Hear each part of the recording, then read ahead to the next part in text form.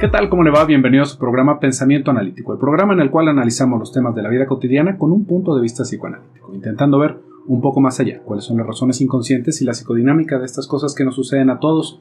Muchas gracias por participar en la encuesta semanal. Cada vez vamos viendo más respuesta de ustedes. En serio que me emociona verlos tan involucrados en los temas que vamos abordando semana con semana. Y ahora tuvimos una situación curiosa porque quedaron 35, 30, una cosa así, quedaron muy cercanos los temas.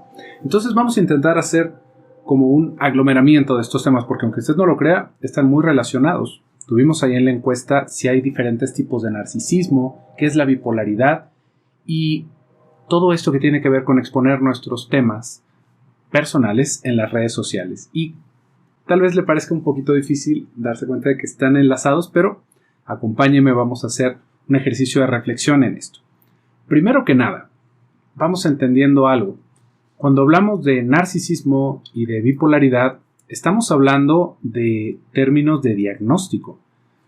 Y cada vez más lo voy escuchando en los medios, en las pláticas como coloquiales, que se van utilizando de cierta manera peyorativa, ¿no? Estamos intentando hablar de alguien mal, ¿no? Y le decimos que es un narcisista. Tenemos un problema con nuestra relación de pareja y nos empieza a cuadrar esto. Si yo tengo una relación con un narcisista, si esta persona tiene rasgos narcisistas y que si me está haciendo daño de esta manera. Y fíjese, es un ejercicio que de alguna manera vamos haciendo como para quitarnos el empacho, diríamos acá en México. Porque entonces si el otro tiene un problema así de grave, yo me libré de eso, ¿no? Es casi como cuando escuchamos en estos matrimonios religiosos que buscamos que se anulen, ¿no? Fíjese nada más el razonamiento que hay detrás de eso, ¿no? Se anula por causas que lo hacen inválido, ¿no? Entonces, si el otro tiene una enfermedad así de grave, ¿no? Como que es un narcisista, entonces mi relación pareciera que queda invalidada, porque entonces yo era una víctima de una persona enferma, ¿no? Que me estaba controlando y me estaba haciendo mucho daño. Y esto cada vez lo vamos viendo de una manera más común, porque si se fija, nos hace sentir bien con nosotros mismos, pensar que las otras personas están mal y que nosotros no lo estamos. Pero, como le digo, hablar de narcisismo tiene que ver con algo mucho más profundo que alguien que no me dejaba ver a mis amigos, ¿no? O que le molestaba a mi familia, o que me controlaba con el dinero. Podríamos ver ciertos rasgos, pero realmente, si nos enfocáramos desde un punto de vista psicodinámico, cuando hablamos de narcisismo estamos hablando de algo muy específico, y es este tipo de personas que su libido, su energía psíquica, si lo quiere pensar de esa manera, principalmente está enfocada en ellos mismos. Y esto, seguro, exactamente eso es lo que pasaba. No. Cuando hablamos de eso, son personas incapaces de cargar vínculos en el exterior. ¿Qué quiere decir eso? Son personas que se desconectan de la realidad del otro, que no alcanzan a empatizar con lo que está pensando el otro, con lo que está sintiendo. No que sean indiferentes, no que nos manipulen directamente, sino que no hay una conexión, no hay un vínculo. Y esto, pues, si se fija, ya es una cuestión que de entrada suena mucho más grave que alguien que me estaba controlando con el dinero, ¿no? Porque esto realmente lo vamos a ir viendo en trastornos pues un poco más profundos, como por ejemplo en la esquizofrenia, ¿no? En la psicosis específicamente. Y pues no es lo que estamos queriendo describir cuando decimos que alguien es narciso. Cuando decimos que alguien es un narcisista, por lo general lo que estamos describiendo es a alguien egocéntrico, ¿no? A una persona como muy subida en sí misma, ¿no? Pareciera con una alta estima de sí mismo. Y por eso es que me pareció interesante hablar de esto, si hay diferentes tipos de narcisismo, porque efectivamente, ¿no? En esas personas que van teniendo ese tipo de desplantes, estamos encontrando rasgos narcisistas, pero no necesariamente por lo que le estaba hablando yo en un principio, sino porque fíjese cómo queda más de esa energía psíquica, ¿no? Que no es ninguna energía en sí, sino que es una manera de explicarnos lo que está sucediendo, ¿no? No se vaya a pensar que son auras y cosas por el estilo, ¿no? Es solamente una cuestión que se va utilizando metafóricamente para entender cómo van los equilibrios en las relaciones. En esas personas con fuertes rasgos narcisistas, esto está más cargado hacia sí mismos, ¿no? Entonces se van empobreciendo las relaciones en el exterior. Pero si regresáramos a esa primera definición que le estaba dando, Una persona que sufre de narcisismo, por lo general es incapaz de relacionarse con otras personas. Y puede ser algo tan extremo como una persona que simplemente está catatónica, ¿no? Que está, pues nada más, viendo hacia el vacío en un cierto grado de demencia, ¿no?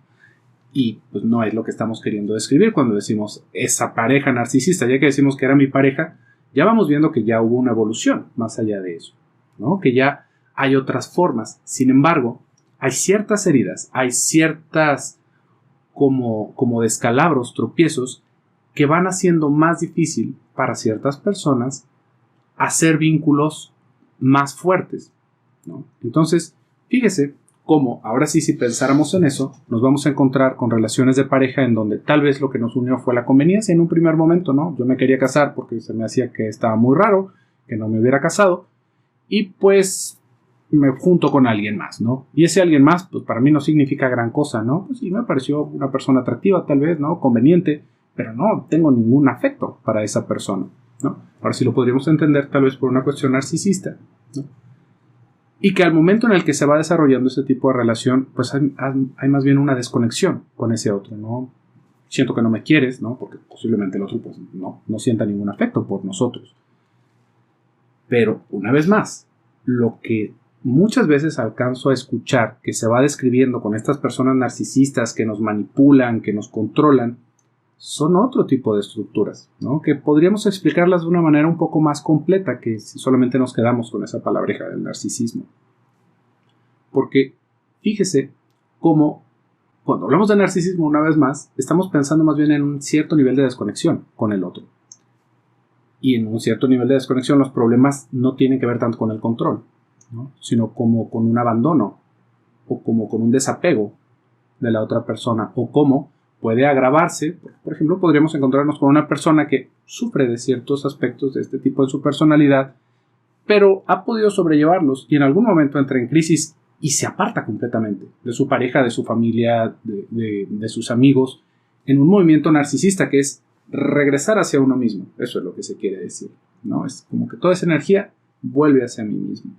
Y lo que vamos viendo es que son personas que se van quedando solas, como por ejemplo podríamos ver un caso en Asia con los hikikomori, que se les dice, que son personas que van quedándose aisladas en su habitación, en su casa, que se les tiene que cuidar, y que cuando los padres mueren o simplemente ya no se les puede cuidar, pues quedan en el abandono, porque no hay nadie que se relacione con ellos y no hay forma de que ellos puedan subsistir por sí mismos.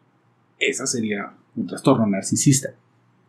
Ahí estamos hablando, si se fija, de una cosa muy distinta que de pensar de alguien egocéntrico que quiere que lo estén alabando, que podríamos pensar ahí cómo funciona el narcisismo en esta persona, ¿no? Realmente, en que quedó en ese momento del egocentrismo, ¿no? De sentirse el ombligo del universo, decimos por acá, ¿no? Y que no se ha roto esa fantasía, pero que no es necesariamente una estructura enteramente narcisista, ¿no? Insisto mucho en esto. Y si continuáramos por ese lado, cuando hablamos de bipolaridad es algo muy similar. Cuando hablamos de bipolaridad vamos escuchando desde la cosa más simple, ¿no? De, es que mi ánimo cambia mucho, ¿no? Muy a menudo, seguramente soy bipolar, ¿no? No. No va por ahí tampoco. Cuando estamos hablando de bipolaridad, otra vez, es un término clínico, es un término que ha ido como moviéndose a diferentes lugares. Por ejemplo, antes se le llamaba trastorno maníaco depresivo, ¿no? O trastorno límite, o borderline, ¿no? Que es lo mismo, ¿no? Limítrofe. Y que va describiendo otro tipo de circunstancias en la persona. No que de repente estemos tristes y de repente estemos felices, ¿no? Cuando estamos hablando de un episodio de manía o de depresión, no es sentirse bien o sentirse mal o sentirse sin ganas de trabajar. Son momentos, por ejemplo, en la manía, en que las personas gastan todos sus ahorros. O de repente les parece que es el mejor negocio irse a vivir a otro lado, ¿no? Y venden todas sus cosas y a las 2 semanas los tenemos de vuelta en la calle, ¿no? Y uno podría decir, eso es un episodio maníaco, ¿no? Ese es ese momento porque no es algo pensado, sino que tiene que ver más con un trastorno sobre el autocontrol que van teniendo estas personas y sobre cómo se va viviendo de una manera muy fugaz. Y de la misma manera, en una cuestión depresiva, ¿no? es, así como de repente salió a buscar aventuras a otro mundo, de repente se quedó en su casa encerrado un mes, sin comer. Eso es lo que estamos describiendo con bipolaridad. Hay muchas personas que pueden haber visitado, ya sea por ellos o por algún familiar que tenía un trastorno mental, ¿no? Serio, que nosotros lo alcanzamos a ver porque se vuelve violento, porque no puede sostenerse a sí mismo, y lo llevamos con el psiquiatra y de alguna manera puede llegar a resultar esto como un diagnóstico, ¿no? Bueno, es que es una bipolaridad, ¿no? Por el diagnóstico que van haciendo los psiquiatras. Y si lo viéramos desde un punto de vista psicodinámico, son muchas cosas las que podrían estar pasando. No podríamos decir bipolaridad, ¿no? Sino que hay muchas personas diagnosticadas con bipolaridad que tienen otro tipo de trastornos. Por ejemplo, una vez más, regresando a esto que estábamos hablando al principio, puede ser una cuestión psicótica, ¿no? O puede ser una cuestión borderline, ahora sí. O puede ser un trastorno obsesivo extremo. Entonces, no es algo que sea una etiqueta universal. Y definitivamente no tiene que ver algo el que de repente tengamos un ánimo bajo o un ánimo alto, sino con una capacidad de retención, ¿no? De constancia de los objetos, y es muy distinto lo que estamos queriendo decir. Entonces, intentando educarnos un poquito alrededor de estos términos, ¿no? Que tampoco es mi intención hacer del canal una clase, ¿no? Y que saquemos el libro y empecemos a hablar sobre citas bibliográficas, sino más bien ver que hay maneras diferentes de ver estas cosas y que no es de mucha ayuda empezar a etiquetar este tipo de comportamientos, porque regresaríamos al principio del video, que lo vamos haciendo tal cual como para desembarazarnos de ciertos problemas en nuestras relaciones, o por ejemplo pensar que uno de nuestros hijos, pensémoslo así, ¿no? Lo vemos que tiene muchos problemas con sus relaciones, que de repente se pone muy violento, se le diagnostica es bipolar y nosotros decimos, pensé que yo tenía la culpa. Eso es algo tan común y tan triste, ¿no? Porque pensamos que al recibir una etiqueta médica, ¿no? O de un profesional de la salud, es como, era una enfermedad. Yo pensé que tenía que ver algo con nuestras relaciones. No, por supuesto que tiene que ver con las relaciones. Todo lo que tiene que ver con una cuestión psicológica tiene que ver con las relaciones objetales que hicimos con nuestra familia, con el lugar en el que crecimos, ¿no? Pero lo queremos pensar como si fuera un nivel distinto. Y esto es otra cosa que sucede mucho aquí en el consultorio, ¿no? Que las personas llegan sintiéndose muy mal, buscando como ese rastro de decir, sí tengo algún tipo de desequilibrio bioquímico en mi cerebro. Y esto es lo que me está haciendo sentir mal. Y aquí, en ese caso en específico, podríamos hablar sobre cómo se va haciendo una resistencia a afrontar los propios problemas. ¿Por qué? Porque si es algo para lo cual puedo tomar medicina, pues entonces ya no tengo de qué preocuparme, porque no es que yo me esté equivocando en mis decisiones, porque desde ahí vamos pensándolo, ¿no? Como que nos enfermamos porque nos equivocamos o por tontos, ¿no? Y que de alguna manera es nuestra culpa por eso, ¿no? Porque nos sentimos responsables de nuestra enfermedad.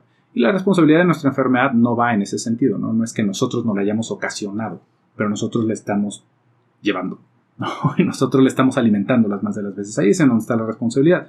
Pero cuando intentamos buscar ese hilo negro de si efectivamente era una cuestión médica, uy, qué bien, ¿no? Tengo un desequilibrio de litio, terrible, ¿no? Y eso es lo que me tiene muy mal.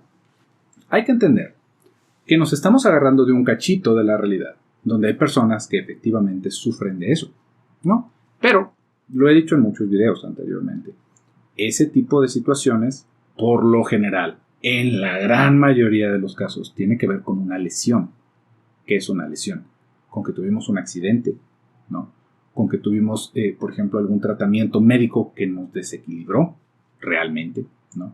No es algo que vaya a ocasionarse ni porque estamos cruzando por la menopausia, ¿no? No es que de repente surgen todas estas cosas. Eso lo agrava, los cambios hormonales, o porque estamos en nuestros días, ¿no? O porque llegamos a la andropausia, que también es otra cosa que se va hablando de repente, ¿no? Que estamos en una crisis de la mediana edad. Entonces, es muy general por una lesión, ¿no? Entonces, es los menos de los casos. Y nos estamos queriendo agarrar de esa estadística diminuta para desembarazarnos de nuestro problema. Y esto es una situación de resistencia. Y es algo de lo que podríamos hablar largo y tendido, sobre todas estas resistencias que vamos teniendo. ¿Por qué? Porque todo lo que tenga que ver con una situación desagradable en nosotros, inmediatamente vamos a tener un como reflejo de proyectarlo hacia el exterior. ¿Qué queremos decir con esto? De que yo no fui. ¿Por qué? Porque es algo embarazoso, porque es algo doloroso y yo no quiero ser parte de eso. Tiene que ser algo externo. Y si se fija, aunque habláramos de un desequilibrio bioquímico en nuestro cerebro, es como si nuestro cerebro fuera un ente extraño a nosotros, ¿no? Somos nosotros también, es nuestra carne, ¿no? ¿Y qué causó ese desequilibrio si usted quisiera irse por ese camino, ¿no? Y ahí es en donde nos podemos ir conduciendo. Por lo general es una lesión, pero no es algo que de repente suceda, ¿no? Como para pensar que entonces con eso nos estamos librando de toda situación. Entonces, fíjese cómo se van utilizando estas dos palabras, que tal vez le desilusiona un poco que no estoy elaborando un poco más sobre estas partes del narcisismo, pero esto me pareció sumamente importante de recalcar, porque podríamos haber hecho una lista, ¿no?, sobre el narcisismo tal, el narcisismo cual y los narcisistas en el tal, pero son clasificaciones que realmente no nos van hablando de mucho de lo que está sucediendo desde el inicio del problema, ¿no? Porque, por ejemplo, fíjese, hablando un poco más de narcisismo, si lo vemos desde un punto de vista psicodinámico, todos partimos de una posición narcisista. Esto lo he hablado en otros videos también. Pero ¿qué quiere decir partir en una posición narcisista? Porque el niño no alcanza a reconocer el mundo de su exterior. No alcanza a entender que hay otros que lo están cuidando, que lo están atendiendo, que depende su vida de los demás. Sino que es todo él. Todo tiene que ver con sentirse bien o sentirse mal. Sentirse bien, estar bien comidito, sentirse mal, tener hambre, ¿no? Y es a partir de la evolución de nuestro desarrollo, de cómo nos vamos comunicando con los demás, de cómo se va libidinizando nuestro cuerpo con nuestra madre, ¿no? ¿Qué quiero decir con esto? Que se nos va diciendo que si son nuestras manitas, que si ya nos ensuciamos, que si tenemos hambre. Y si fijas, un momento muy lindo que como que nos viene muy natural porque por lo general lo vivimos esto. Y es hablarle a los bebés, ¿no? Hay personas que se extrañan de esto. ¿Por qué le hablas al bebé, no? Si los bebés no entienden. Oiga, ¿y cómo cree que empezamos a entender si no es con que nos estén hablando? Y es algo que, como les digo, nos viene muy natural porque empezamos a decir, ay, mira, ya te ensuciaste otra vez, o ay, tienes hambre, mira, tienes cólico, tienes airecito, te voy a dar unos golpecitos, tienes frío, tienes calor. Ese es el movimiento que va libidinizando nuestro cuerpo, o sea, que se va catequizando, que se va cargando por la representación que nos está generando el diálogo de nuestra madre. Y ahí es en donde se empieza a surgir. Se empieza a salir de esa postura narcisista poco a poco, ¿no? En esos momentos y mucho más adelante, y todavía ya que empezamos a hablar y a caminar, seguimos en ese movimiento de poder cargar objetos en el exterior, de poder encariñarnos, de poder establecer vínculos con los demás. Y por lo general siempre hay descalabros, ¿no? Esto no es una cosa rara, no es para meterse en un hospital psiquiátrico inmediatamente, ¿no? Esto es algo que todos vivimos. Y ahí es en esos momentos en donde vamos viendo que quedan ciertos rezagos, que vamos viendo cómo ciertas partes van quedando solamente hacia nosotros, ¿no? Y otra vez, ahora sí en un movimiento narcisista, y que nos van a acompañar hasta nuestra adultez.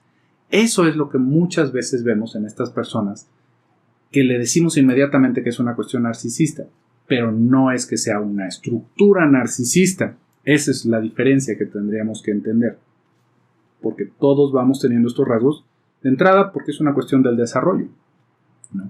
Y si pensáramos un poquito más en la bipolaridad, ¿no?, también tiene que ver con ese momento narcisista.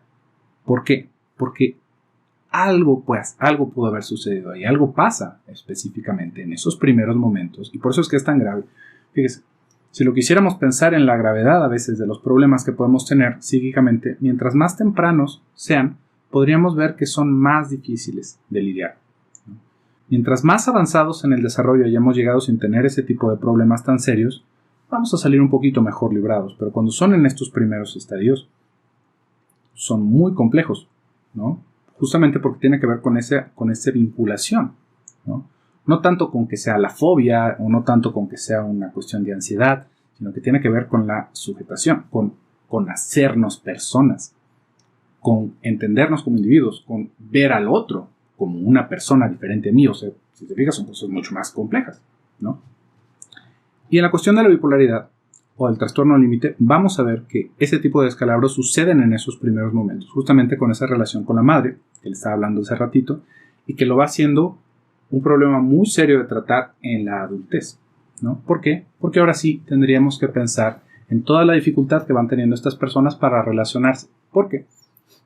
Es raro que nos vayamos a quedar en esa posición, como le había dicho, ¿no? Catatónicos, en una cuestión meramente narcisista, ¿no? Sin poder hablar, sin entender lo que está sucediendo a nuestro alrededor, sino que simplemente queda una herida profunda ahí. Y todo lo demás se empieza a construir sobre eso. Ahí es en donde estamos viendo más bien ese tipo de situaciones, y que, como le digo, es una enfermedad mucho más compleja que simplemente pensar que mi ¿cómo lo podríamos decir? Mi estado de ánimo sube o baja dependiendo del día de la semana. Pero bueno, por el día de hoy vamos a dejar este video hasta aquí. Vamos a continuar hablando de estos temas y también de este otro que le había dicho, de qué pasa con externar nuestros problemas en las redes sociales, justamente intentándolo enlazar con este tema del narcisismo y del trastorno borderline en nuestro siguiente video, así que no deje de verlo. Los videos salen los lunes y los jueves a las 11 del día, hora México. Yo me despido por el día de hoy. Soy José Luis Samarripa. Hasta pronto.